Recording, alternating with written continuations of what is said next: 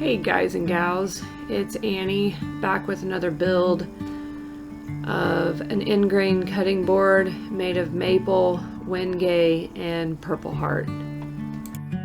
The cut list will be available at the end of the video if you care to see what measurements I had.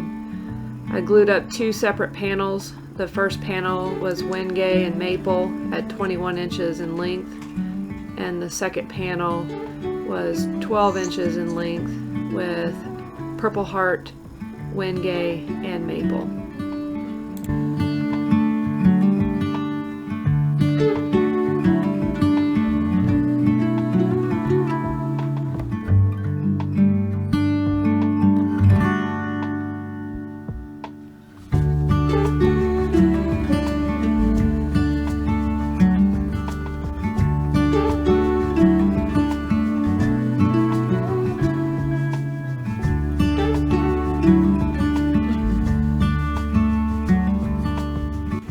I am using rough sawn lumber.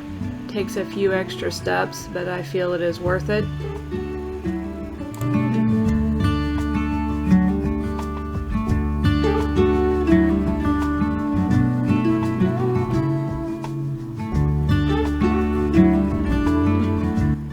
The lumber I am using is 4/4 thickness.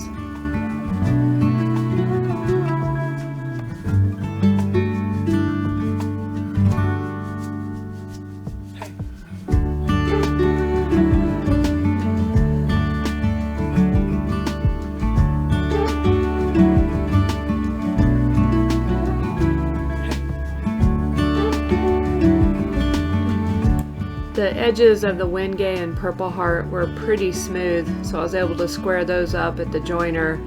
However, the maple was pretty uneven, so I'll show you a technique that I learned on the table saw to square it up in a pretty safe fashion.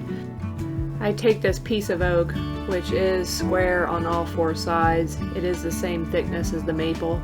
You can tape the two boards together, or I use the gripper to make sure they stay in alignment with each other, keeping my hand completely out of the way.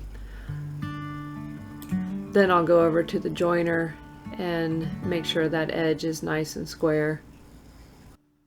Then I'll come back to the table saw and cut off the opposite rough edge, and then I have S4S.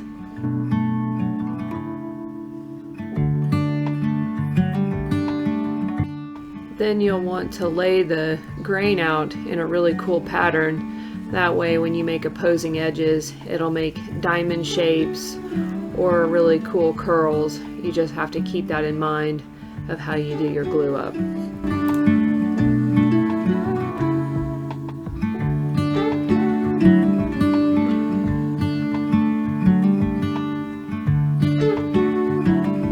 Take down some of the glue, I'll use a Spokeshave just to smooth things up, and then I make sure the second panel is the exact same width as my first panel, then take it over to the planer and level everything out.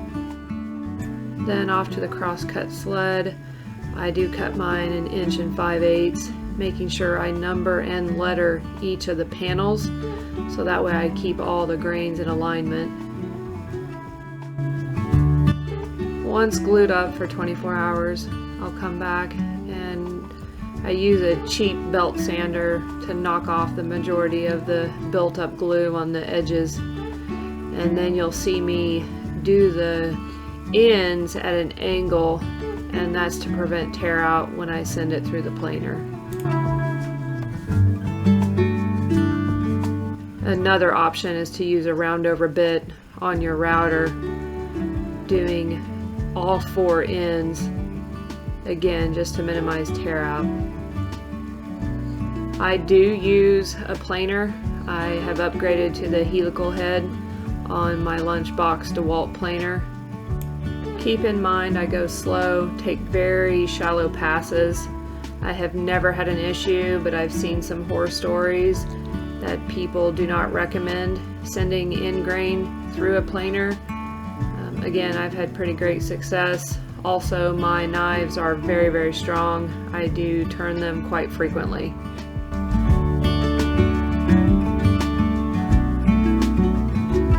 Then I take a guide bearing and put that on my plunge router with a flush trim bit to cut out the handles.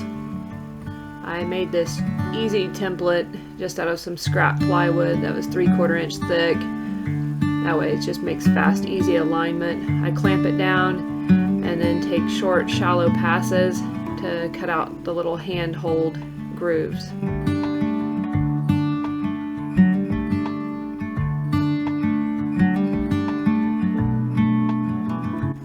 Then time for the hours of sanding. I actually start with about 60 grit on the end grain only, then water popping all the way between every grit until I reach 320.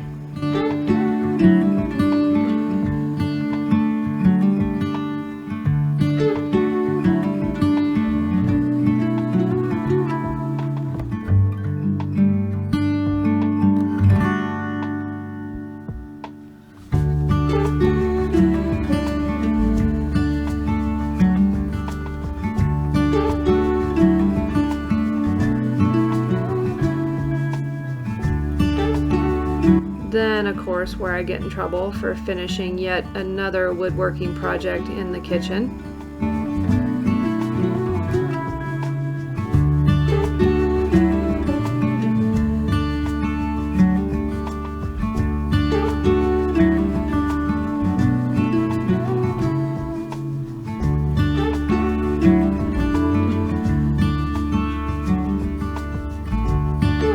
This board is being shipped to Ohio to a good friend of mine. It's for a Christmas present for his loved one. Any Ohio fans out there, send a shout out in the comments below. I hope you enjoyed this build. Again, my measurements and a quick template on how I built this is at the end of the video. There's also some affiliate links below of the products I used in this build, just to make it a little easier and successful. Wenge is sure expensive, but man, when you line up the grain, it makes a beautiful pattern. I really love working with it.